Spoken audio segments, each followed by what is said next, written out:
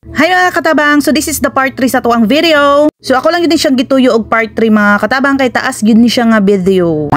So naabta na mi ana gabi mga katabang nanihapon na lang mi kay para iniguli tulog na lang char. Ibitaw gutom na gyud ana mga katabang kay wala tay paniod to kay excited lagi. Nagpaluto lang mi ana sa ilahang kantin mga katabang, bangus na tinola o katong seafood. So barato lang gyud siya mga katabang, then isa na ka bowl no, so dili nakalugi. Then ilahang lumpia din ha, tag 5 lang lami pa gyud siya. Wow. So makipag voice over gining manok din hiya wala tay mahimo kay daan naman pagpalit.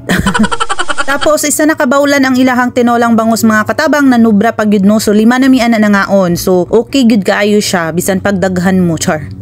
I think pang 6 person ang ilahang isa kabawlan nga bangus. Tapos 150 pesos lang siya mga katabang, and then gisuroy na nako ni siya mga katabang kay pang date kita ko ni sa ano ba kanang salida gani. So nagsugod na pa itong imagination. So pagkahuman na mugkaon mga katabang, naglibot-libot lang mino kay pangpahili sa mong kinaon ba. So mauna ni mga katabang, so this is the right time na mulibot na mi kay nagsugod nagpasiga ang ilahang mga lightning. So mauna na lang view pagkagabi mga katabang. So nindot gid kay siya ay promise. Wow. So nag-unggoy-unggoyan lang dra sa angkol mga katabang, nakita na day niya ang iyang kambal. So feel gid kay niya dra ang moment niya mga katabang kay dugay na sila wala nagkita.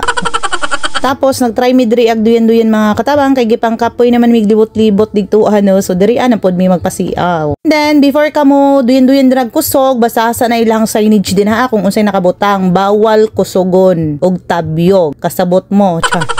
Gibasa gyud ako dirag maayo mga katabang, and then sundon gyud nato na kay masunurin ba yata, di ba? Tapos storybot-bot na pud mi dinha ni angkol na unta sunod balik na Madria kung makabalik man puhon unta kauban ang mga anak and mga pamilya no. Sus no kung naalang gyud budget, saktong budget ba, and then apoy kanang 4 wheels nga sakyanan na maigo gyud mo magpamilya. So why not no, dali ra kaayo na siya. Sige lang puhon, ma-achieve lang gyapon nato na kaluyan lang, di ba? Di lang ta mawalag paglaom good kay taas-taas pa man ang panahon. I'm sure 100% palingaw yun ang mga bata din hiya. Nalingaw mga ni may mga dagko sa mata siguro ang mga bata no, so naibog ko kay gipangdala nila ilang mga anak. So next time na lang.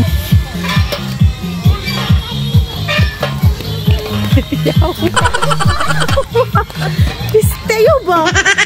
Nabidyo ko. Dari pa daw.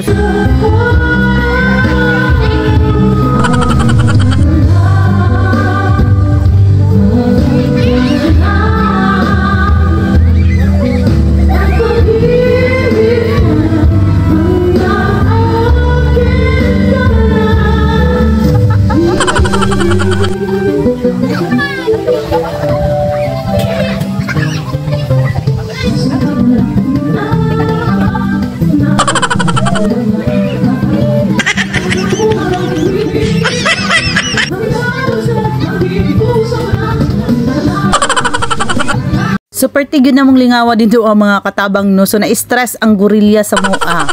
So gibati mi nagkatugnaw mga katabang, sumao na nagkapimi kadali din ha kay nagpaabot mi sa oras kay taod-taod manguli na pud mi. So nagplano mi din ha mga katabang na mag-overnight unta mi, pero plano lang to mga katabang. So next time na lang mi pohon-pohon makabalik din hiya, next time na lang mag-overnight kauban ng pamilya og mga anak. Pero na-enjoy gid ako ni akong ginabuhat ka ng patuyok-tuyok kan sa kamera mga katabang, mura kog buang din. Idali-dalian ko na kay padulong na sila, padulong ng ulan. Ug sa dihang ni kusog gyud ang ulan mga katabang. So pahinay-hinayon lang namon ang ulan mga katabang, and then taud-taud na manguli na pud mi kay 9 PM na ni siya. Kung unsa kanindot sa video mga katabang, mas samot na sa personal no. So unsa pay gihulat ninyo mga katabang, adto na mo dinhi sa Lantawan Mountain Resort. Don't forget to bring your family. So yun lang mga katabang. Bye! Thank you for watching!